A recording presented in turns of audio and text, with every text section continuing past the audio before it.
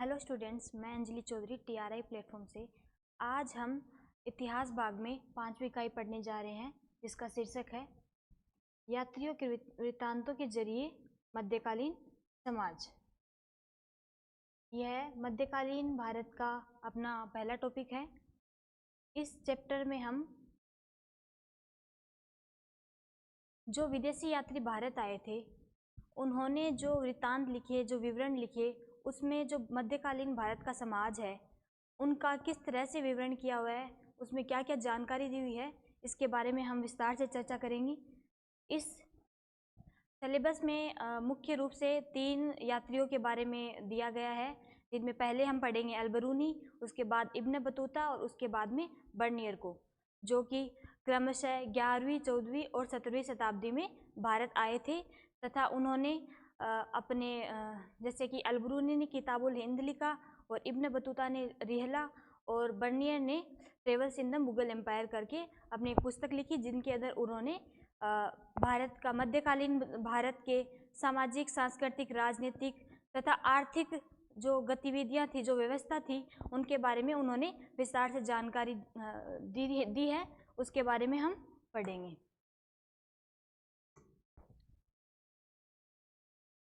सबसे पहले ये है आपका सिलेबस। इनके अंदर जैसा कि मैंने अभी आपको बताया कि जो वृत्तांतों के अंदर जो सामाजिक और सांस्कृतिक जीवन की जो रूपरेखा है भारतीय मध्यकालीन समाज की, उसके बारे में हम पढ़ेंगे। उसके बाद में जो यात्री आए थे वो कहाँ से आए थे तथा उन्होंने कहाँ की यात्रा की थी, इसके बारे में भी हम पढ़ेंगे। उन्होंने यात्रा क्यों की, कारण क्या थे, उसके बारे में पढ़ेंगे। यात्रा करते समय जो उन्हें बाधाएं आई, जो अवरोध आए, उनके बारे में हम पढ़ेंगे। जो जानकारियाँ दी उनके बारे में हम विस्तार से पढ़ेंगे। और फिर अल-बरूनी, इब्न बतूता और बर्नियर के बारे में हम विस्तार से पढ़ेंगे और उन विवरणों में जो भी जानकारी दी गई है सामाजिक, आर्थिक, राजनीतिक, उनके बारे में हम पढ़ेंगे। और जिस समय की हम बात कर रहे हैं, ये टाइम पीरियड है 10वीं से 17वीं शताब्दी के मध्य का। 10वीं से 17वीं शताब्दी के मध्य में है जो यात्री आए थे, उन विवरणों को हम पढ़ेंगे। तो सबसे पहले हम देखेंगे कि जो यात्रा करने के जो प्रमुख कारण थे वो क्या थे। तो इनमें सबसे पहले आता है कार्य की तलाश में, रोजगार की तलाश में। आज भी जो व्यक्ति है वो एक जगह से दूसरी जगह जाता है, उसी तरह उस समय भी 10वीं से 17वीं शताब्दी के मध्य भी जो लोग थे वो एक जगह से दूसरी जगह काम की तलाश में जाया करते थे और रोजगार प्राप्ति के लिए। दूसरा इसमें कारण आता है प्राकृतिक आपदाओं से बचने हेतु। इसमें हम देखेंगे कि जो किसी क्षेत्र में बाढ़, भूकंप, अन्य प्राकृतिक आपदाएं, सूखा पड़ना, ये सब आती थी, तो जो कबीले, जो वहाँ के लोग होते थे, वो किसी दूसरी जगह पे जाकर बस जाते थे, रहने लग जाते थे। तो इस रूप में भी यात्राएं करते थे। उसके पश्चात में ये है कि व्यापारियों के रूप में, यहाँ पे दिख नहीं रहा है, व्यापारियों के रूप में, सैनिकों के रूप में और पुरोहितों के रूप में भी यात्रा की जाती थी। सैन्य अभियानों में लोग एक जगह से दूसरी जगह सैनिक के रूप में जाते थे। व्यापारी के रूप में भी लोग एक जगह से दूसरी जगह व्यापार करने के लिए जाते थे। तो इस तरह यात्रा करने के ये प्रमुख कारण होते थे। चौथा है तीर्थयात्रियों के रूप में भी। और इसमें आखिर में हम देखेंगे जो साहसी और जिज्ञासु जो भावनाएं होती थी, उनके कारण भी कुछ लोग यात्रा करते थे। जैसे कि अब आगे हम इब्न बतूता के बारे में पढ़ेंगे। तो इब्न बतूता बहुत ही जिज्ञासु व्यक्ति था और उसने अपने जीवन में बहुत सारी यात्राएं की थी। तो इस तरह हम आगे पढ़ेंगे। ये मुख्य यात्रियों में मैंने आपको अभी बताया था कि अल-बरूनी के बारे में हम विस्तार से पढ़ेंगे। इन्होंने कौन सी पुस्तक लिखी और ये कौन सी कब आए थे और कहाँ से आए थे। तो ये उज्बेकिस्तान से आए थे। उज्बेकिस्तान में भी ये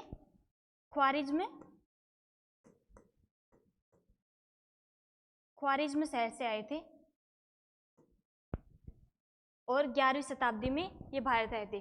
दूसरा हम इब्न बतूता के बारे में पढ़ेंगे, जो 14वीं शताब्दी में आए थे। ये 1333 में भारत आए थे। तो और ये मोरक्को, उत्तरी अफ्रीका से आए थे। मोरक्को में जो तेंजियर एक जगह है, वहाँ से।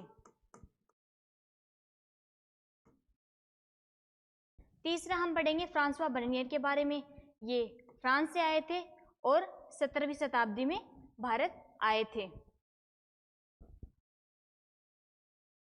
आगे हम ये जानेंगे, वैसे तो हम जैसे कि अल-बरूनी ने किताबुल हिंद लिखा, उस किताब की क्या विषय वस्तु थी उनका अलग है, लेकिन इन जनरल अगर हम देखें जो वृत्तांत जितने भी लिखे गए थे उनकी जो विषय वस्तु थी वो क्या थी, तो उसमें सबसे पहले आता है सामाजिक और जो सांस्कृतिक जीवन है।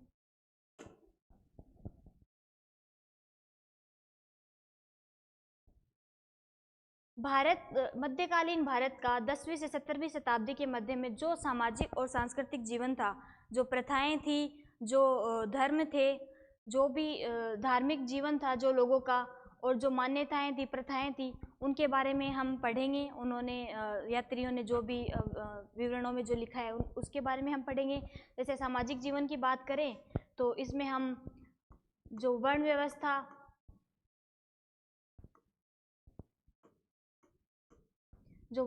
का जो विवरण मिलता है, जो प्रथाएं थी, जो जैसे कि सती प्रथा का भी विवरण बर्नियर देते हैं, उसके बारे में हम पढ़ेंगे। फिर आता है रोचक वस्तुएं, तथ्य और गतिविधियां। इसमें हम पढ़ेंगे कि कैसे इब्न बतूता ने नारियल और पान के पत्तों का विवरण दिया है।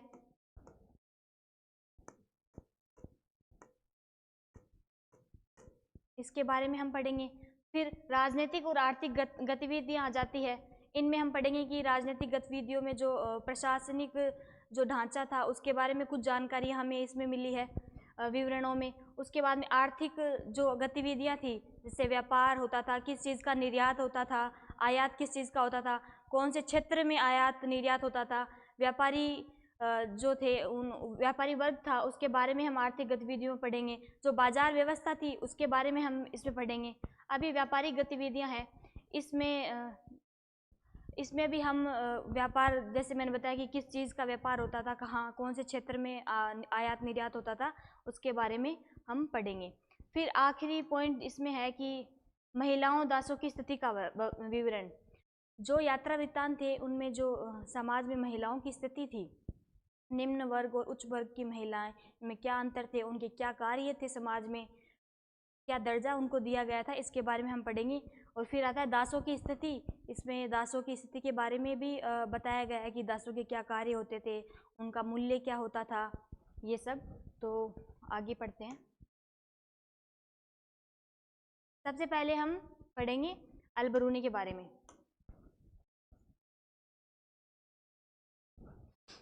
अल-बरूनी का जन्म ख्वारिज़्म उज़्बेकिस्तान में हुआ था। ख्वारिज़्म में शिक्षा का एक मुख्य केंद्र हुआ करता था उस समय ख्वारिज़्म में शिक्षा का जो स्तर था वो काफ़ी अच्छा था। तो इस वजह से अल-बरूनी की जो शिक्षा हुई थी वो काफ़ी अच्छी हुई थी, और इसी वजह से उनको सीरियाई, फारसी, संस्कृत, हिब्रू इन भाषाओं का ज्ञान था। हालांकि उन्हें यूनानी भाषा का ज्ञान नहीं था, लेकिन उस समय तक जो यूनानी जो ग्रंथ थे उनका अरबी भाषा में अनुवाद हो चुका था। तो जो अनुवाद के जरिए अल-बरूनी ने बहुत से यूनानी, जैसे प्लेटो, इन यूनानी जो दार्शनिक थे इनको पढ़ा था। फिर इन्होंने जो भारत में जब ये आए और इन्होंने जो अपने विवरण लिखे, तो उनका जो एक संकलन है, किताब है, उसका नाम है किताबुल हिंद। इसको आप याद रखिएगा, ये इम्पोर्टेंट है, ये एमसीक्यू में आ सकता है। और ये अरबी भाषा में लिखी हुई किताब है अल-बरूनी द्वारा। अल-बरूनी 11वीं शताब्दी में भारत आए थे। फिर हम देखेंगे कि भारत क्यों आए, कारण क्या था, भारत में अल-बरूनी की रुचि कहाँ से आई, क्यों मतलब भारत आए वो, इसके बारे में हम जानेंगे। तो 1017 ईस्वी में ख्वारिज़्म पर महमूद गजनवी का आक्रमण हुआ। उस समय ये होता था कि जैसे एक क्षेत्र में किसी ने आक्रमण किया तो उस जो जीत जाता था वो उस क्षेत्र के जो भी विद्वान कवि या फिर जो भी विद्वान वर्ग होता था उसको वहाँ से बंधक बना के अपने जो क्षेत्र है वहाँ ले जाया करते थे। तो इसी तरह महमूद गजनवी ने भी क्या करा कि बहुत सारे विद्वान और जो कवि थे उनको ख्वारिज़्म से बंधक बनाकर और गजनी अपने साथ में ले गया। तो अल-बरूनी भी इन्हीं बंधकों में से एक थे। फिर उन्होंने अपना पूरा जीवन उधर गजनी में ही बिताया और जब मृत्यु भी उनकी वहाँ गजनी में ही हुई। फिर दूसरा इसका जब हम कारण देखें तो उसमें ये आता है कि जो 8वीं शताब्दी से ही जो ना संस्कृत में जो भी ग्रंथ रचित थे, वो चाहे गणित के हों, चाहे वो खगोल विज्ञान के हों या फिर चिकित्सा संबंधी जो भी ग्रंथ थे, उनका अरबी में अनुवाद होने लगा था 8वीं शताब्दी से ही। तो अनुवादित जो ग्रंथ थे उनको अल-बरूनी ने पढ़ा था, तो भारत के बारे में और जानने की इच्छा अल-बरूनी में बढ़ गई उसकी वजह से। फिर जो आगे जो हम कारण देखेंगे वो ये है कि जैसे महमूद गजनवी ने जैसे ख्वारिज़्म पर आक्रमण किया, वैसे ही जो गजनवी जो साम्राज्य था उसमें पंजाब भी उसका हिस्सा बन गया। तो जो हिस्सा पंजाब अगर गजनवी साम्राज्य का बन गया तो जो स्थानीय लोग थे उनमें आपसी मेल जोल बढ़ गया, लोग आने जाने लग गए एक से दूसरे क्षेत्र में। तो इन संपर्क जो स्थापित हुए, तो उसी के साथ में अल-बरूनी ने जो ब्राह्मण पुरोहित जो और विद्वान थे उनके साथ में धर्म, संस्कृति, इन सब चीज़ों पर काफ़ी चर्चाएं हुई और उनकी जो भारत के बारे में जानने की इच्छा है वो और भी बढ़ गई। तो इस वजह से उन्होंने 11वीं शताब्दी में भारत की यात्रा की।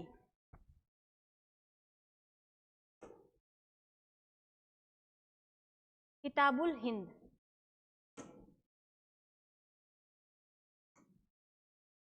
किताबुल हिंद, जैसा कि मैंने आपको पहले ही बताया है, अल-बरूनी के जो विवरण हैं उनका वो इस पुस्तक में वो विवरण दिए गए हैं कि लेखक है अल-बरूनी। ये सब फैक्ट है, ये आपको याद रखने हैं एग्जाम पॉइंट ऑफ व्यू से। लेखक इनके अल-बरूनी है। उसके बाद में जो भाषा है किताबुल हिंद की, वो अरबी भाषा है और ये भाषा सरल एवं स्पष्ट है, ज़्यादा कठिन भाषा में नहीं लिखा गया इस पुस्तक को। उसके बाद में ये है कि इसमें 80 अध्याय हैं। पूरी जो किताब है उसमें जो भी जानकारियाँ दी गई है उनको 80 जो अध्याय हैं उनके अंदर विभाजित किया गया है। फिर आता है इस पुस्तक की विषय वस्तु। अभी पीछे हमने स्लाइड में देखा कि हमने जो पूरे जितने भी यात्री थे उनके वृत्तांत थे, उनकी इन जनरल हमने विषय वस्तु पढ़ी थी।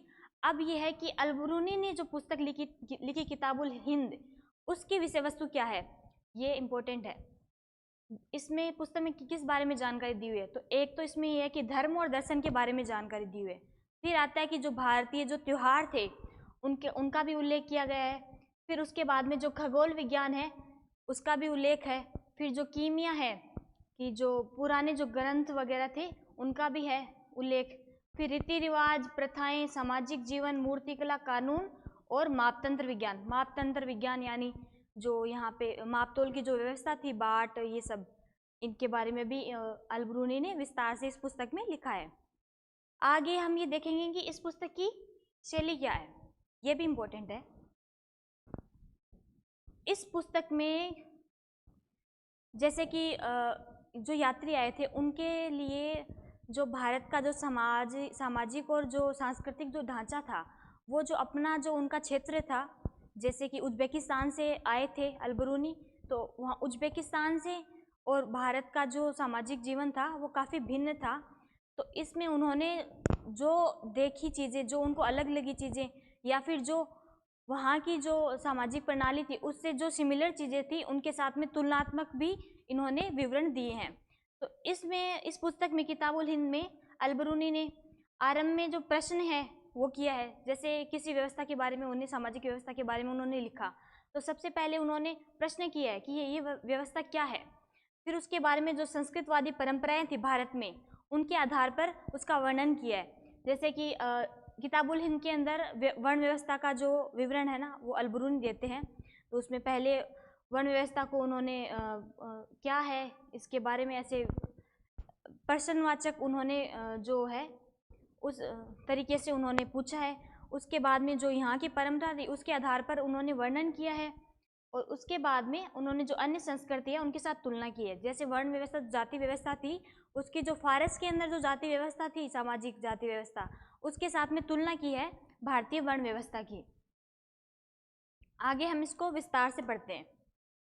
अब ये है कि किताबुल हिंद में क्या क्या जानकारियाँ मिलती है। सबसे पहले आता है जाति व्यवस्था। जैसा कि मैंने अभी आपको बताया है की तुलना उन्होंने पहले प्रश्न किए, फिर जो यहाँ की जो संस्कृतवादी परंपराएं थी उनके आधार पर वर्णन किया, फिर उसके बाद में जो उनकी जो फारस की जो व्यवस्था थी जैसे उसके साथ में उन्होंने तुलना करी। तो सबसे पहले आता है जाति व्यवस्था।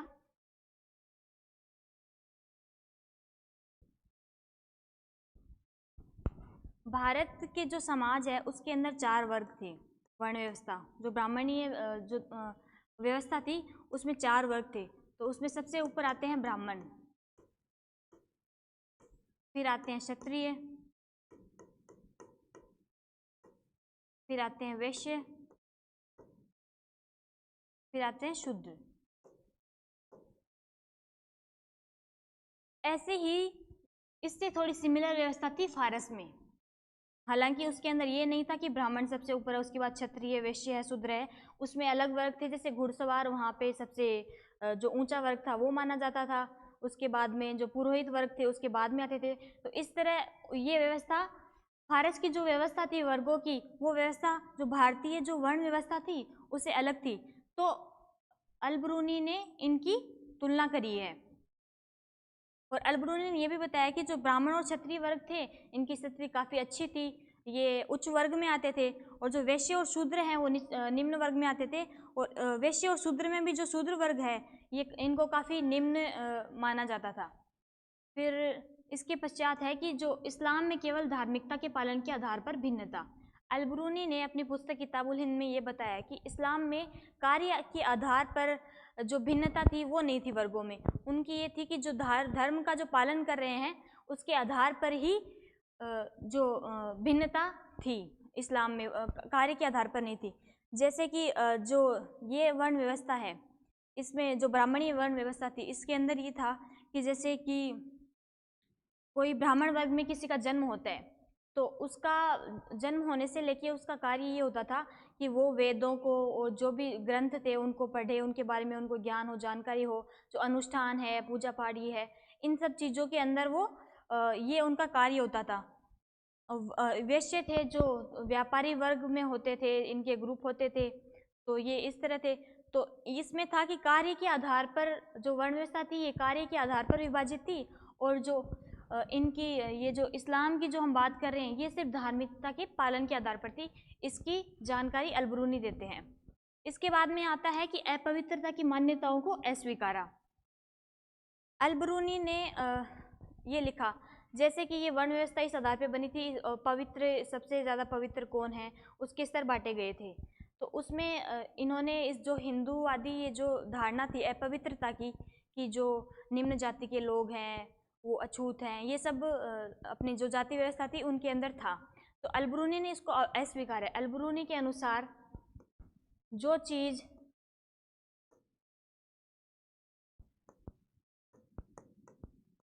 अपवित्र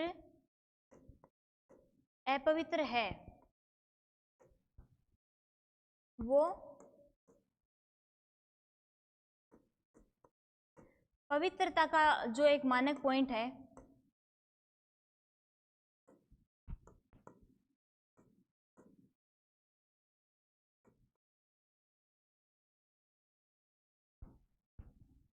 कोई भी अपवित्र चीज पवित्रता का जो मानक बिंदु है उस तक जाने का प्रयास करेगी, वो कभी हमेशा के लिए अपवित्र नहीं रहेगी। तो इस तरह उन्होंने ये एक्सप्लेनेशन दी और ये बोला कि जो अपवित्रता की जो मान्यता है उनको उन्होंने नकारा। इसके बाद में हम आगे पढ़ते हैं। आगे हम पढ़ेंगे इब्न बतूता।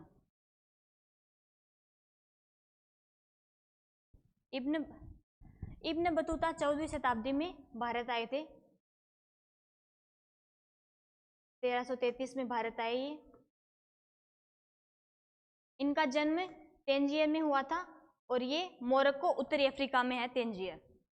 इनका जो परिवार था वो जो इस्लामी कानून थे और जो शरिया है उन पे उनको विशेषज्ञता हासिल थी। वो तेंजियर के अंदर काफ़ी नामी जो परिवार है उससे आते थे, तो उनकी शिक्षा भी काफ़ी अच्छी हुई थी। और जो छोटी सी उम्र में ही उन्होंने जो साहित्य और जो शास्त्रारूढ़ की जो शिक्षा होती है उसको कंप्लीट कर लिया था। और उनका ये मानना था, उन्होंने अपने वृत्तांतों में भी ये दर्शाया है कि उनका ये मानना था कि जो पुस्तकों का ज्ञान है उससे ज़्यादा महत्वपूर्ण जो ज्ञान है वो यात्राओं के दौरान प्राप्त होता है। तो ये उनकी मान्यता थी कि पुस्तकों के स्थान पर जो यात्राओं से अर्जित ज्ञान है वो बहुत महत्वपूर्ण होता है। उनकी जो पुस्तक है उसका नाम है रिहला, जो अरबी भाषा में लिखी गई, और जो भी हमें जानकारी मिलती है मध्यकालीन भारतीय समाज की वो इसी पुस्तक में मिलती है। उसके बाद में ये जो पुस्तक है रिहला, जब वो वापस गए तो उन्होंने ये पुस्तक थी, उनकी इस पुस्तक को जो शासक थे उन्होंने जो विवरण उन्होंने अलग अलग लिखे थे उनको एक पुस्तक में लिखने का आदेश दिया था। तब इब्न जुजाइन ने जो अपने इब्न बतूता के जो विवरण थे उनको कंपाइल करके और रिहला पुस्तक बनाई, लिखी। इसके बाद में जैसे कि हमने अलबरूनी के बारे में पढ़ा कि उनकी भारत में रुचि कैसे हुई, वैसे ही इब्न बतूता की जिज्ञासा, उन्होंने भारत में क्यों आए, इनको हम पढ़ेंगे। तो सबसे पहले कि इब्न बतूता जिज्ञासु और साहसी व्यक्तित्व के इंसान थे।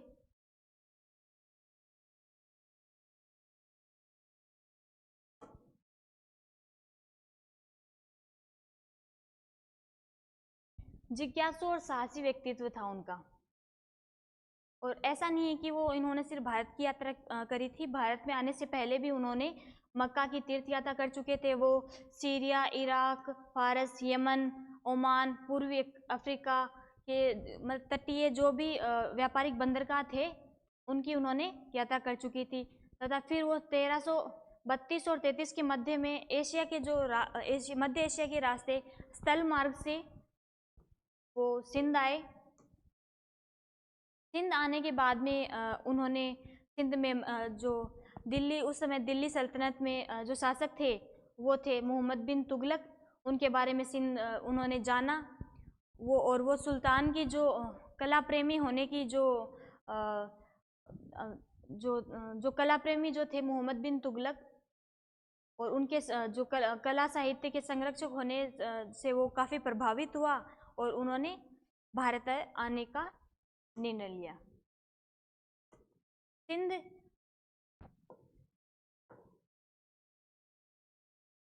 सिंध पहुंचने के बाद में इब्न बतूता ने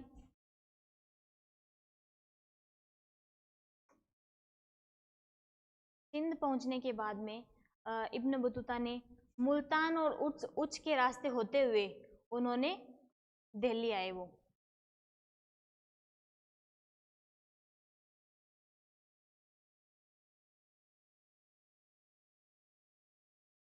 अब इनकी जो पुस्तक है उसका नाम है रिहला, और ये अरबी भाषा में है। जैसे किताबुल हिंद अरबी भाषा में लिखी हुई थी, वैसे ही जो रिहला जो पुस्तक है, इब्न बतूता के जो विवरण इस पुस्तक में मिलते हैं ये भी अरबी भाषा में लिखी गई है। इस पुस्तक की विषय वस्तु, ये इम्पोर्टेंट है, ये जो अरबी भाषा में लिखी गई है, इनके लेखक इब्न बतूता है और ये किताब रिहला है। ये सारी चीज़ें इम्पोर्टेंट है, इनको आप अलग से नोट कर लीजिए। विषय वस्तु, इस पुस्तक की विषय वस्तु थी कि इन्होंने भारत का जो सामाजिक व सांस्कृतिक जीवन था उसके बारे में हमें विवरण मिलेंगे इस पुस्तक में। दूसरा है जो नवीन संस्कृतियां थी इसके लोग, क्योंकि भारत के जो लोग थे वो मोरक्को की जो संस्कृति है वहाँ से बिल्कुल भिन्न थी।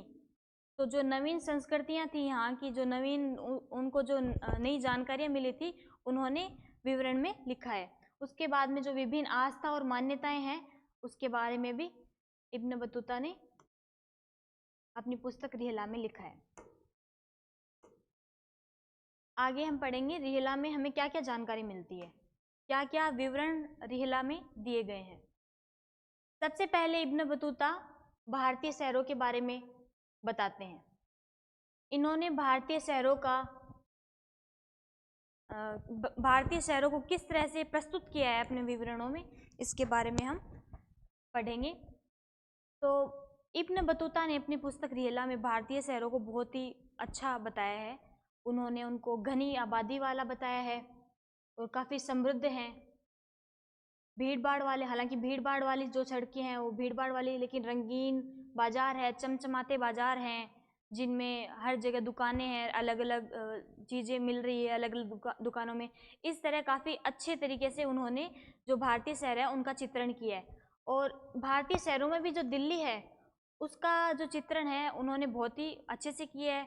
और हालांकि ना दौलताबाद का भी उन्होंने इसमें लिखा नहीं है, आप भी लिख लेना इसमें, दौलताबाद महाराष्ट्र।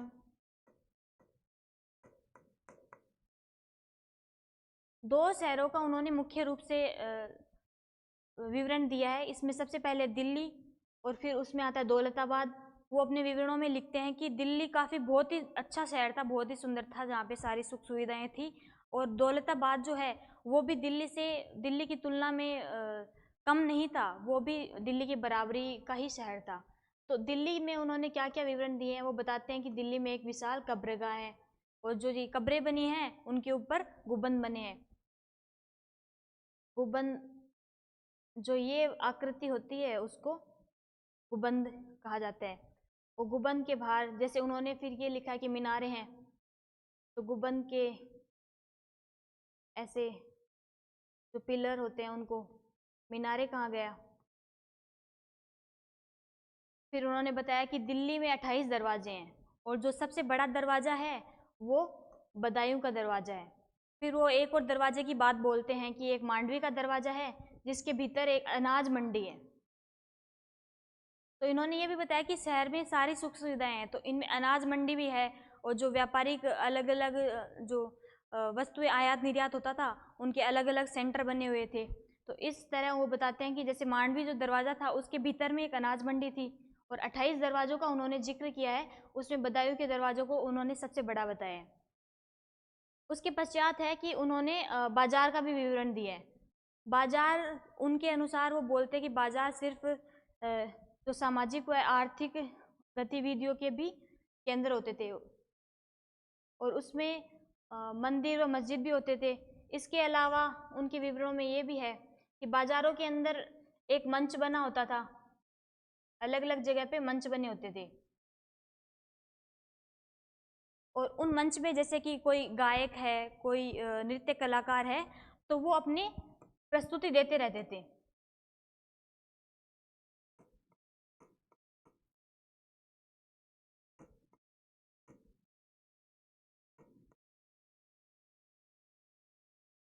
तो बाजारों में हम देखेंगे, बाजारों में उन्होंने बताया कि जो सामाजिक और आर्थिक गतिविधियां हैं उनके केंद्र थे, उसमें मंदिर और मस्जिद हुआ करते थे बाजारों में। उनके बाद में मंच हुआ करते थे जिनमें जो नृतक और जो गायक और जो अन्य कलाकार हैं वो प्रस्तुतियां देते रहते थे। इसके पश्चात हम पढ़ेंगे रिहला में कृषि के बारे में। इब्न बतूता ने रिहला में जानकारी दी है हमें।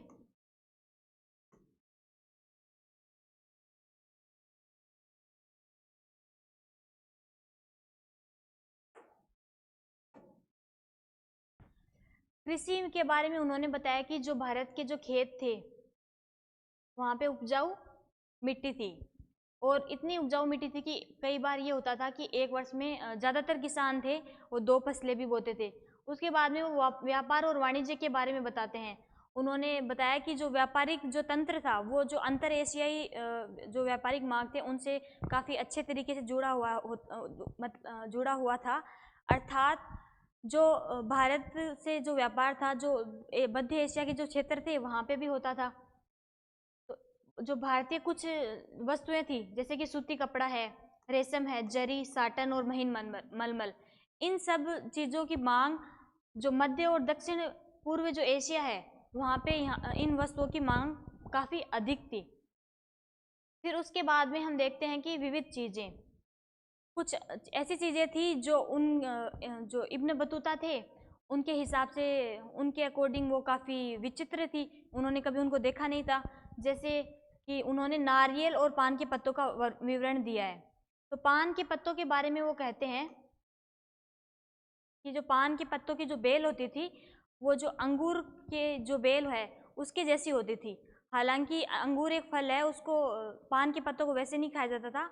वो पूरा विवरण देते हैं कि कैसे पान के पत्तों के ऊपर कत्था, सुपारी, कुछ और अन्य चीज़ें डालकर उसको चबाकर खाया जाता था। उसके बाद में वो नारियल का भी विवरण देते हैं। नारियल के बारे में वो ऐसे कहते हैं कि ये जो खजूर का पेड़ है उसके जैसा ही ये पेड़ होता है, काफ़ी अद्भुत ये होता है, और जो इसकी जो रेशे होते हैं उनसे बड़ी बड़ी रस्सियाँ बनाई जाती है, और जो जहाज में जो काम आती है वो रस्सियाँ। तो इस तरह से नारियल और पान के जो पत्ते थे उनका भी वर्णन इब्न बतूता ने अपनी पुस्तक रिहला में दिया है। इसके बाद में आता है संचार प्रणाली, ये काफ़ी इम्पोर्टेंट है। संचार प्रणाली, जैसे कि अभी व्यापारिक जो आर्थिक जो स्थिति है उसके बारे में बताया है, विवरण दिया है, तो उसी तरह से इन्होंने संचार प्रणाली के बारे में भी लिखा है। उसमें इन्होंने ऐसे लिखा कि जो व्यापारिक मार्ग थे उन पर, सारे नहीं है ये आप सही कर लेना, सराय, जो व्यापारिक मार्ग थे उन पर सराय और विश्राम गृह थे। सराय किन्हें कहा जाता है?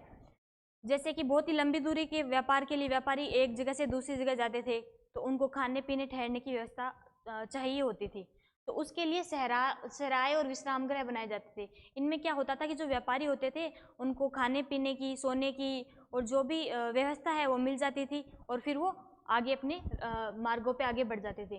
फिर संचार प्रणाली में उन्होंने ना 2 प्रकार की डाक व्यवस्था की बात की है। ये डाक व्यवस्था को बहुत ही उम्दा मानते हैं। इसके अंदर जैसे उन्होंने बताया था कि अश्व डाक व्यवस्था, भारत में 2 प्रकार की डाक व्यवस्था थी, एक अश्व डाक व्यवस्था और एक पैदल डाक व्यवस्था। जो अश्व डाक व्यवस्था है उसको उलूक कहा गया था उस समय, और जो पैदल डाक व्यवस्था है उसको दावा कहा गया था।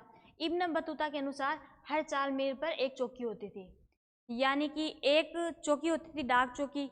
वहाँ से ये अश्व डाक व्यवस्था की हम बात कर रहे हैं, इसमें एक घोड़ा और एक जो सैनिक या फिर संदेशवाहक जो भी है वो डाक लेकर दूसरी 4 मील बाद में एक दूसरी चौकी होती थी वहाँ जाता था। वहाँ पे पहले से एक सैनिक और घोड़ा तैनात होता था, वो डाक लेके वो अगली चौकी पे जाता था। तो इस तरह जो डाक था वो जल्दी पहुँच जाता था। तो इसी वजह से जो ये डाक व्यवस्था है, संचार व्यवस्था है, उसको इब्न बतूता काफ़ी अच्छा बताते हैं।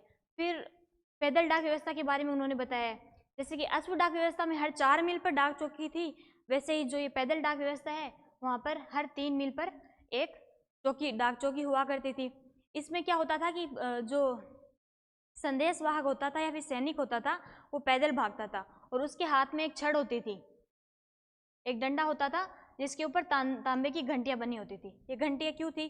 जब वो भाग के दूसरी डाक चौकी पर पहुंचने वाला होता था तो वो घंटी वो बजाता था, तो जो आगे जो संदेशवाहक होता था वो तैयार हो जाता था और वो डाक लेकर वो आगे और भागना शुरू करता था। ये जो पैदल डाक व्यवस्था थी इसमें भाग कर जो संदेशवाहक एक जगह से दूसरी जगह पर जाता था। इब्न बतूता ये लिखते हैं कि जो हालांकि ये पैदल थी, भागकर एक जगह से दूसरी जगह जाते थे, और अश्व डाक व्यवस्था में घोड़े से एक जगह से दूसरी जगह पर जाया जाता था, फिर भी जो पैदल डाक व्यवस्था थी वो अश्व डाक जो व्यवस्था है उससे तेज थी। फिर उन्होंने ये लिखा है कि जो ये पैदल डाक व्यवस्था है वो ज़्यादातर जो खुरासान के फल है उनके लिए मतलब इस्तेमाल में लाई जाती थी, क्योंकि जो खुरासान के जो फल थे वो काफ़ी फेमस थे और एक जगह से दूसरी जगह पर इनको पहुंचाया जाता था।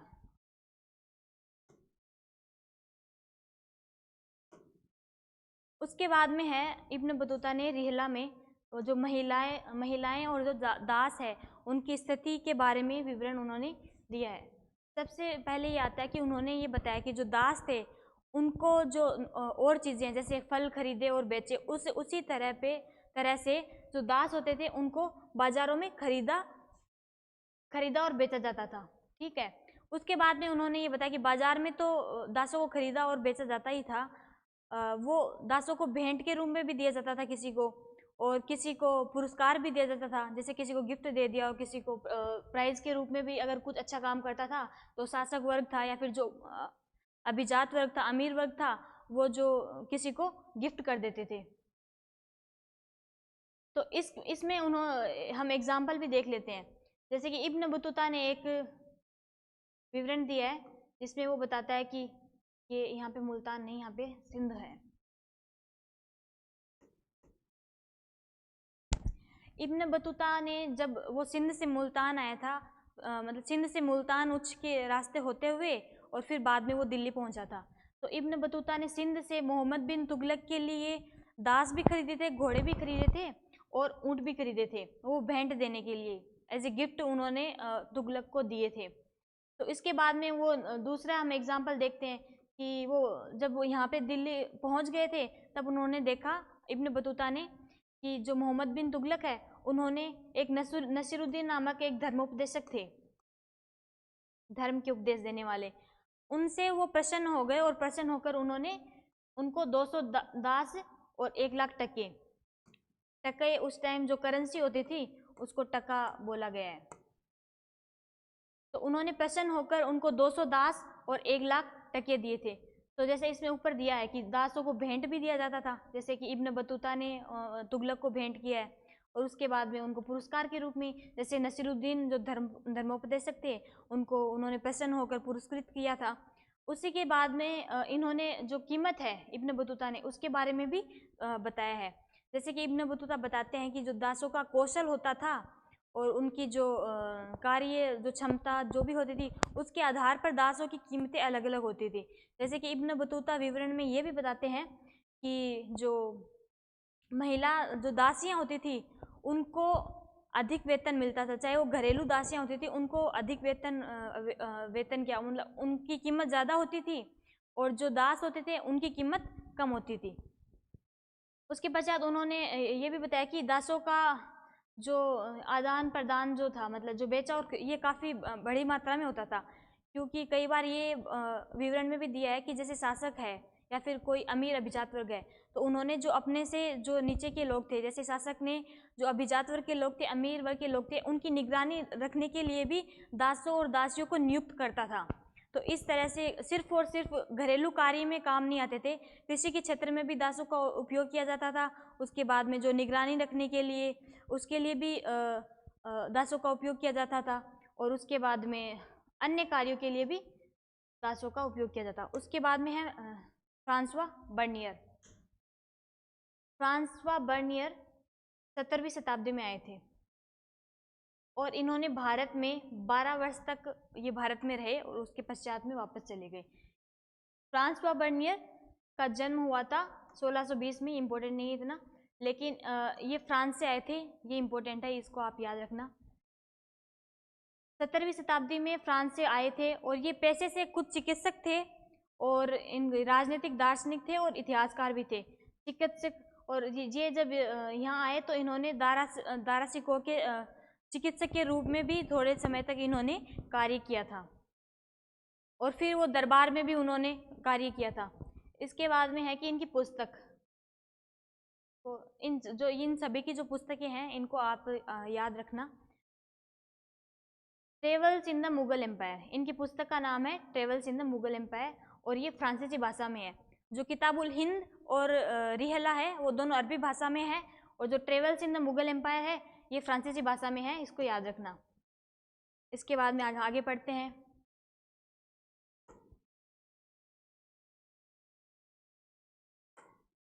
Travels in the Mughal empire, इसके लेखक फ्रांसवा बर्नियर है। उसके बाद में इसकी भाषा है फ्रांसीसी। अब इस पुस्तक के बारे में क्योंकि इस समय तक बड़ी मात्रा में जो पुस्तकें मुद्रित होती थी, तो 1670 और 71 के समय के अंदर इस पुस्तक को मुद्रित किया गया था फ्रांसीसी भाषा में और उसके तुरंत बाद ये काफ़ी अन्य भाषाओं में भी इसको मुद्रित किया गया। जैसे 1675 तक इसको डच, जर्मन, इतालवी और अंग्रेजी भाषा में मुद्रित किया गया। उसके बाद में ये भी तथ्य है कि 1684 तक जो अंग्रेजी भाषा के अंदर 3 बार पुनः मुद्रित हो चुकी थी ये पुस्तक और फ्रांसीसी भाषा में तो और अधिक बार मुद्रित हो चुकी थी। उसके बाद में ये है कि ये इस पुस्तक की विषय वस्तु क्या थी। जैसे हमने रिहला और किताबुल हिंद की विषय वस्तु पढ़ी, वैसे ही हम travels in the Mughal empire जो बर्नियर की जो पुस्तक है इसकी विषय वस्तु के बारे में भी पढ़ेंगे।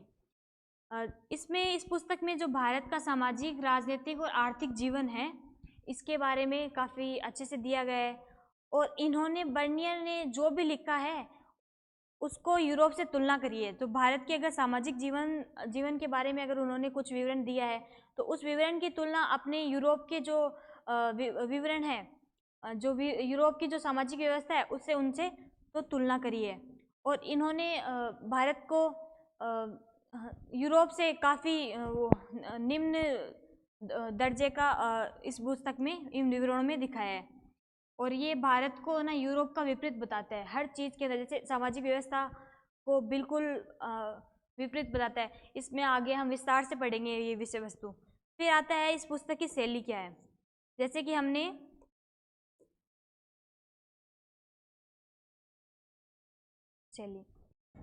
हमने किताबुल हिंद की शैली पढ़ी थी पहले। जो प्रश्न है उसके उसमें फिर जो संस्कृतवादी परंपराएं हैं उनके आधार पर उनका वर्णन किया गया है और फिर जो अन्य संस्कृतियां हैं उनसे तुलना की गई है। वैसे ही जो फ्रांसवा बर्नियर की पुस्तक है travels in the Mughal empire, उसकी शैली है तुलनात्मक। उन्होंने हर चीज़ की यूरोप से तुलना करी है तो इनकी शैली है तुलनात्मक, ठीक है। और फिर जो बर्नियर थे, इन्होंने जो अपनी पुस्तक है travels in the Mughal empire, इसको जो फ्रांस के शासक थे उस समय लुई 14वें, उनको इन्होंने समर्पित किया था। उनको एक तरह से भेंट उन्होंने किया था, समर्पित किया था। आगे हम पढ़ते हैं कि जो travels in the Mughal empire है उसके अंदर हमें क्या क्या जानकारी मिलती है। ये फ्रांसीसी भाषा में लिखी गई थी। फिर इसमें जैसा कि है कि इसमें प्रशासनिक व्यवस्था के बारे में उन्होंने बताया है। फिर सैन्य अभियान, जो राजनीतिक व्यवस्था में जो सैन्य अभियान एक जगह से दूसरी जगह किए जाते थे, तो ये लोग जो दरबार था उनसे जुड़े हुए थे। तो जैसे बर्नियर था, उन्होंने ये बताते हैं कि मुगल सेना के साथ में उन्होंने कश्मीर का अभियान किया था। तो इस पुस्तक के अंदर उन्होंने छोटी छोटी चीज़ें उसमें बता रखी है विवरण में। जैसे कि उन्होंने लिखा है कि कैसे वो कश्मीर गए, बीच में उन्होंने कहाँ पे रुके, वो वहाँ पे उनके लिए क्या क्या व्यवस्था थी। और जब वो गए तो उनके साथ में, जैसे कि वो बताते कि मेरे साथ में इतने सैनिक थे, एक सैनिक जो मेरे घोड़े के आगे चल रहा था उसने मेरे लिए पीने का पानी रख रखा था। जो टेंट बने थे उसमें काफ़ी अच्छी व्यवस्था थी। उसमें जो भी दैनिक जीवन की जो व्यवस्था थी वो सारी व्यवस्था मिली थी उनको।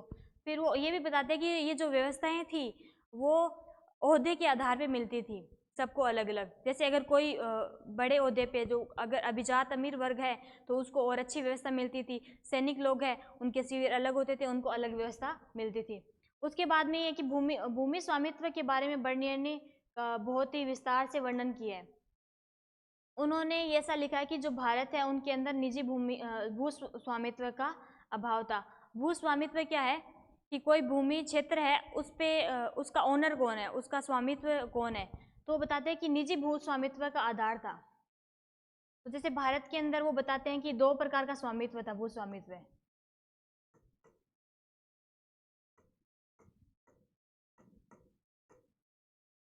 भू स्वामित्व एक वो बताते हैं कि राजकीय भू स्वामित्व,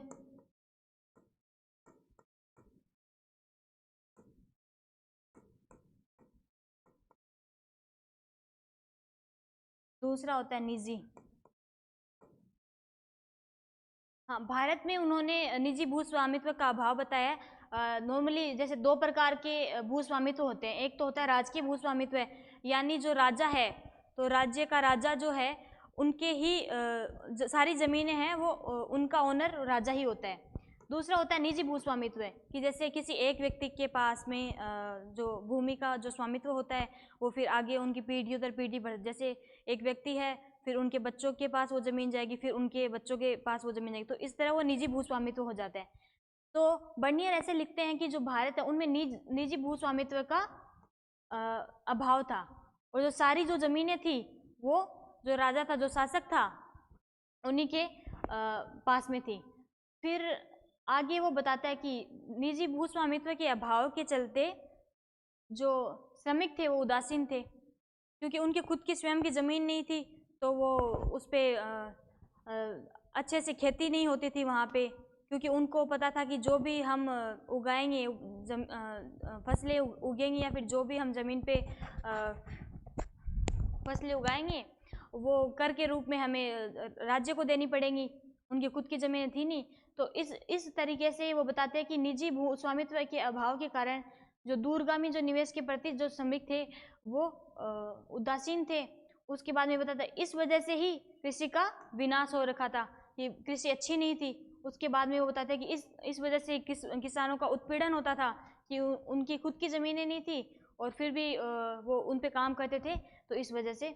फिर आगे उन्होंने ना कृषि भूमि के बारे में बताया है, कृषि भूमि के बारे में या फिर किस चीज़ की कृषि होती थी इसके बारे में उन्होंने विस्तार से बताया। वो बताते हैं कि ज़मीन उपजाऊ थी, ठीक है, लेकिन क्योंकि श्रमिक उदासीन थे, किसान उदासीन थे, तो वो उतनी अच्छी जो उत्पादक क्षमता थी उसके अकॉर्डिंग पैदावार थी वो होती नहीं थी। ज़मीन उपजाऊ थी।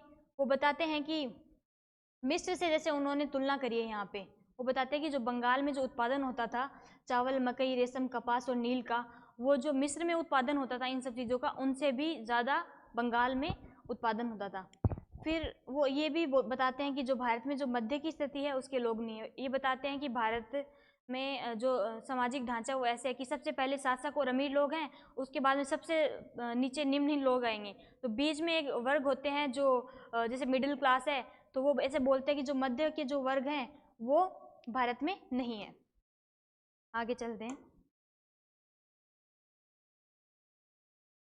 आगे उन्होंने शहरों के बारे में अपनी पुस्तक travels in the Mughal empire में जानकारी दी है। वो शहरों को शहर के रूप में नहीं, सिविल नगर के रूप में देखते हैं। वो ऐसे बताते हैं कि जैसे कि शासक एक जगह पे रह रहा है तो उसके आसपास में लोग रहने लग जाएंगे, वो शहर की तरह बन जाएगा। वहाँ पे बाजार और अन्य जितनी भी सुविधाएं एक शहर के लिए चाहिए वो सारी आ जाती थी। उसके बाद में जब राजा दूसरे स्थान पर जाता था तो वो सारी चीज़ें थी, जो शासक दूसरे स्थान पर जाता था, जो सारा शिविर जो बनते थे, जो सारे लोग वहाँ होते थे, वो सारा खत्म होकर और फिर दूसरी जगह पर स्थापित होता था। इसलिए उन्होंने शहरों को शिविर नगर कहा है, शहर नहीं कहा है। उसके बाद में वो शहरों का वर्णन शहरों की बहुत ही दयनीय स्थिति बताते हैं। जैसा कि वो बताते हैं कि शहर बहुत खराब हवा, शहरों में विनष्ट शहर हैं, खराब शहर हैं। और खेतों के बारे में वो ऐसे भी बोलते हैं कि शहर के जो आसपास जो खेत हैं उनमें घातक दलदल है और झाड़ीदार जो खेत हैं वो है। और इनका कारण फिर आखिर में वो यही बताते हैं कि ये सब राजकीय भूस्वामित्व के कारण है, और जो श्रमिक और जो किसान वर्ग है वो उदासीन है, तो इसलिए जो ये दलदल झाड़ीदार खेत ये सब है, ये सब इसी का ही परिणाम है राजकीय भूस्वामित्व का। इसके बाद में वो ये भी बताते हैं कि जो शहर जो शिविर नगर जो बसते हैं शहर है उनके आसपास में उत्पादन केंद्र भी है, व्यापारिक नगर है और बंदरगाह नगर भी है, जो धार्मिक केंद्र भी हो, तीर्थ स्थान भी है। एक शहर के अंदर ये सारी चीज़ें उपलब्ध है, वो इस चीज़ की जानकारी देते हैं। फिर आगे वो शिल्पकारों के बारे में बताते हैं। सबसे पहले वो कहते हैं कि शिल्पकार निराश है। निराशा का कारण वो बताते हैं कि उनको प्रोत्साहन नहीं मिल रहा, जो राज के प्रोत्साहन जो मिलता है वो नहीं मिलता। जैसे कि ये होता है कि जो शासक वर्ग थे वो जो शिल्पकार वगैरह जो भी कारीगर लोग थे उनको कुछ राशि एक तरह से जो सब्जी उनको जो कार्य करते थे वो लोग, जो भी सामान जो भी वो बनाते थे चीज़ें, उनके लिए उनको वो कुछ न कुछ सब्सिडी या फिर कुछ अनुदान ऐसे दिया करते थे। तो वो बताते हैं कि उनको शासकों की तरफ से कोई प्रोत्साहन नहीं मिल रहा है, तो इस कारण जो शिल्पकार है ये निराश है। लेकिन इसके बाद में उन्होंने ये भी बताया है कि जो शिल्पकार हैं उन्होंने जो कसीदाकारी कढ़ाई है, जरी, गलीचे, सोने चांदी के वस्त्र, रेशम सूती वस्त्र, ये जो चीज़ बनाते हैं इनका निर्यात होता है बड़े पैमाने पर भारत से दूसरे क्षेत्रों में। उसके बाद में वो बताते हैं कि जो शिल्पकारों के लिए ना कुछ कुछ चीज़ों के लिए राज के कारखाने भी बने हुए हैं। कारखानों के अंदर जो भी शिल्पकार हैं वो चाहे वो जरी का काम कर रहे हो या फिर सोने चांदी के वस्त्र, रेशम सूती वस्त्र के, इस तरह से जो राजकीय कारखाने भी हैं। आगे बढ़ने ने जो बताया है कि जो समृद्ध व्यापारी समुदाय के बारे में बताया है, तो ये जो उच्च वर्ग था, व्यापारिक उच्च वर्ग, उनके बारे में इन्होंने बताया है। वो बताया कि ये जो व्यापारिक वर्ग था ये सोने चांदी के बदले जो बहुमूल्य जो धातुएं और जो बहुमूल्य सब चीज़ें होती थी वो विश्व से उनका निर्यात करता था। यानी भारत से सोना और चांदी निर्यात होता था और बाहर से जो बहुमूल्य धातु होती थी उनका आयात किया जाता था। और इन व्यापारिक जो समृद्ध व्यापारिक समुदाय थे, इनके अंदर चित्रकार आते थे, सुलेखक आते थे, वास्तुविक आते थे, चिकित्सक आते थे, अध्यापक आते थे, संगीतकार और अधिवक्ता। अधिवक्ता यानी वकील, एडवोकेट। ठीक है। उसके बाद में महिलाओं की स्थिति के बारे में बर्नियर क्या कहते हैं? महिलाओं की स्थिति के बारे में बर्नियर ऐसे उन्होंने काफ़ी अच्छे से विवरण दिया है। हालांकि जो प्रथाएं थी यहाँ पे, जो ब्राह्मणीय प्रथाएं या फिर जो भी सामाजिक प्रथाएं थी, उनमें से जैसे कि एक विवरण दिया है बर्नियर ने कि उन्होंने लाहौर के अंदर एक सती प्रथा का विवरण दिया है। वो बताते हैं कि एक 12 वर्ष की लड़की है, तो वो विधवा है, तो उसके पश्चात में जो महिलाएं हैं, घर की बूढ़ी बुजुर्ग महिलाएं हैं और जो ब्राह्मण लोग हैं, वो उसको कैसे ज़बरदस्ती लकड़ियों पर उसको बिठाते हैं, बांध देते हैं वहाँ पर, और उसके बाद में उसको जिंदा जला दिया जाता है, उसके साथ ज़बरदस्ती होती है। हालांकि बर्नियर ये भी बताते हैं कि कुछ ऐसी महिलाएं भी थी जो विधवा होने के बाद में अपनी इच्छा से सती होना चाहती थी, लेकिन जैसे कि ये विवरण उन्होंने दिया है, इसमें वो बताते हैं कि कैसे 12 वर्षीय जो लड़की थी उसके साथ में ज़बरदस्ती जो उसको सती किया गया था। तो इसका उन्होंने काफ़ी मार्मिक जो दृश्य है उसका उन्होंने विवरण दिया है और वो काफ़ी दुखी हैं इस विवरण से, ऐसा उन्होंने लिखा है। इसके बाद में वो बताते हैं कि जो महिलाएं थी, ऐसा नहीं था कि वो महिलाएं सिर्फ घरेलू कार्य करती थी। इन्होंने बताया कि महिलाएं कृषि में भी काफ़ी महत्वपूर्ण भूमिका निभाती थी। उसके बाद में जो व्यापारिक और जो वाणिज्य क्षेत्र है उसके अंदर भी महिलाएं भूमिका निभाती थी, और ख़ास तौर पर जो उच्च वर्ग था उसकी जो महिलाएं थी वो व्यापारिक और वाणिज्यिक जो गतिविधियां थी, ये यहाँ पे गतिविधियां हैं,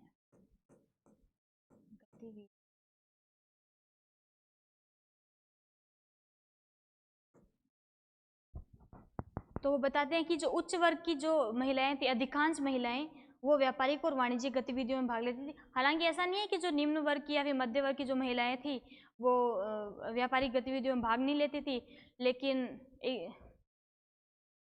मोस्ट ऑफ जो ये होता था कि जो उच्च वर्ग की महिलाएं हैं वही ये कार्य करती थी। बाकी कृषि और जो घरेलू क्षेत्र था उनके अंदर जो महिलाएं थी वो कार्य करती थी। आगे हम देखेंगे कि जो भी यात्री यात्राएं करते थे, जैसे हमने अलबरूनी का और इब्न बतूता का और बर्नियर का हमने विवरण देखे, इनके बारे में हमने चर्चा करी।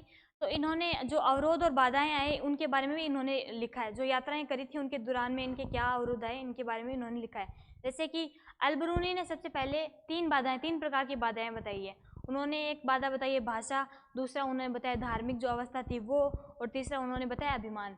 तो जैसे कि भाषा के बारे में ना अलबरूनी ने बताया कि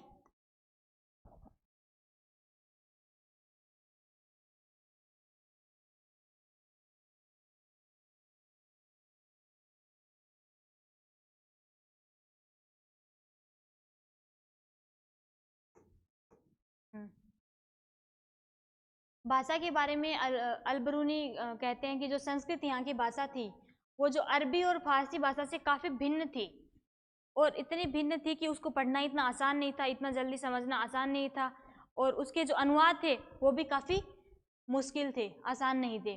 तो इसलिए भाषा एक अवरोध थी।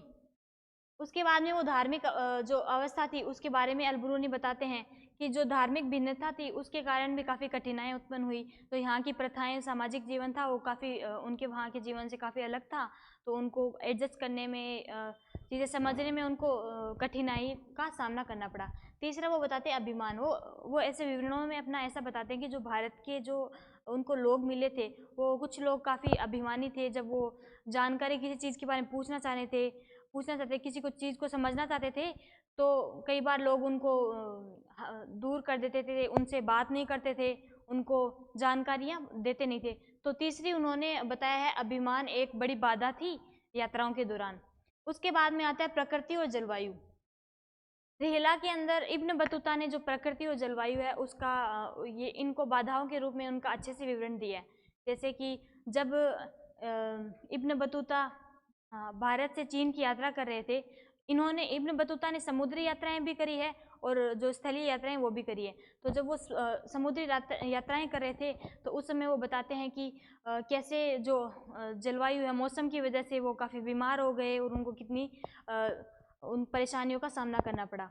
तो इसलिए उन्होंने रिहला के अंदर ये विवरण दिया है कि जब वो भारत से चीन जा रहे थे तो उस दौरान यात्रा के दौरान वो काफ़ी बीमार हो गए थे और उस समय ये एक अन्य परेशानी है, प्रकृति और जलवायु। फिर है डाकू और लुटेरे, ये भी एक बहुत बड़ी समस्या हुआ करती थी। हालांकि जो भी यात्री थे, जैसे कि व्यापारी लोग भी थे या फिर अन्य जो यात्री थे, उन लोगों ने क्या किया कि वो लोग कारवां में चलते थे। कारवां यानी कि एक ग्रुप होता था जिनके अंदर अलग अलग व्यापारी भी होते थे अलग जगह से, और ये सारे एक साथ में चलते थे। अगर रुकना होता था इनको विश्राम के लिए तो सारे एक जगह रुकते थे। तो इस तरह से ये थोड़ा सिक्योर रहता था, इसलिए वो कारवां में चलते थे। हालांकि ऐसा नहीं था कि कारवां के अंदर इन पे हमले नहीं होते थे, डाकू लुटेरे लूट नहीं होती थी, हमला नहीं होता था। जैसे कि इब्न बतूता ने बताया कि जब वो मुल्तान से जब वो दिल्ली की तरफ आते हैं, तब आते समय उनके जो कारवां था उस पर हमला हुआ था, और जो उनके कारवां में जो कुछ साथी थे उनकी जानें भी चली गई थी, और जो उनका सामान था वो लूट लिया गया था। तो इसलिए जो यात्राओं के दौरान जो भी अवरोध और बाधाएं हैं उनके अंदर देखो, जैसे भाषा, धार्मिक व्यवस्था, अभिमान, प्रकृति, जलवायु और डाकू लुटेरे, तो ये मुख्य जो अवरोध और बाधाएं हैं ये है, इनको आप नोट कर लीजिए। आगे हम देखेंगे कि इब्न बतूता, अल-बरूनी और बर्नियर, इनके अलावा भी ना काफ़ी यात्री 10वीं से जो 17वीं शताब्दी के मध्य में आए थे। तो जैसे कि मार्को पोलो है जो इटली से आए थे। आगे अब देखो, मार्को पोलो इटली से आए थे। फिर अब्दुर रज़ाक समरकंदी, ये समरकंद से आए थे और इन्होंने दक्षिण भारत की यात्रा की थी। इन्होंने दक्षिण भारत में जो विजयनगर साम्राज्य था उसके बारे में काफ़ी जानकारियाँ दी है। फिर ये अफनासी निकितिस निकितन है, ये 15वीं शताब्दी में आए और ये रूस से आए थे। उसके बाद में दूर थे बारबोसा, ये भी इम्पोर्टेंट है, ये 1518 में आए थे और पुर्तगाल से आए थे। इन्होंने जो दक्षिण भारत है उसके बारे में जानकारियाँ दी है। फिर है सैयदी अली रईस है, ये तुर्की से आए थे। अंतोनियो मार से आए थे, स्पेन से आए थे। महमूद वली बल्खी, ये बल्ख से आए थे 1626 से 31 के बीच में। फिर है ये तेवरनियर है, ये फ्रांस से आए थे और इन्होंने भारत की कई बार यात्रा करी थी। फिर पेलसेट आए थे जो 17वीं शताब्दी के जो आरंभिक दशक है उनमें आए थे और ये एक डच यात्री थे। उसके बाद में है कुछ अन्य महत्वपूर्ण बिंदु। तो इसमें है कि जो हिंदू शब्द है वो उस समय धार्मिक रूप में प्रयोग में नहीं होता था। जो सिंध है उसके जो पूर्वी क्षेत्र था उनके क्षेत्र के लोगों को या फिर जो जगह थी उनके लिए हिंदू शब्द का प्रयोग किया जाता था। जैसे कि 5वीं और 6ठी शताब्दी ईसा पूर्व के मध्य में, 5वीं और 6ठी शताब्दी के ईसा पूर्व में जो हिंदू शब्द है, फारसी शब्द, ये जो सिंधु नदी के जो पूर्वी क्षेत्र था उनके लिए प्रयुक्त होता था। जो उस क्षेत्र के लोग थे उनके लिए हिंदू शब्द प्रयुक्त होता था। उसके बाद में अरबी लोगों ने इस क्षेत्र को अलहिंद कहना शुरू कर दिया। जो सिंधु नदी का पूर्वी क्षेत्र था उसको अलहिंद कहा अरबी लोगों ने। उसके बाद में जो अरबी लोग थे इन्होंने यहाँ के लोगों को हिंदी कहा, क्षेत्र को उन्होंने अलहिंद कहा और जो यहाँ के लोग थे उनको हिंदी कहा। फिर जो तुर्की लोग थे उन्होंने जो सिंधु का पूर्वी क्षेत्र है उस क्षेत्र के लोगों को उन्होंने हिंदू कहा, चाहे वो किसी भी धर्म के हो, किसी भी जाति के हो। उसके बाद में जो ये निवास क्षेत्र था उनका सिंधु के पूर्वी क्षेत्रों का, उसको हिंदुस्तान कहा और जो उनकी भाषा है उनको हिंदवी नाम दिया। तो इसी के साथ में अपनी ये यूनिट ख़त्म होती है। इसमें आपको जो कौन से यात्री आए थे, कहाँ से आए थे और तथा उन्होंने कौन सी किताब ली, उनकी किताबों में जो मुख्य विवरण क्या दिए गए हैं उनके बारे में आपको ध्यान से उनको नोट करना है, उनको याद करना है। Thank you.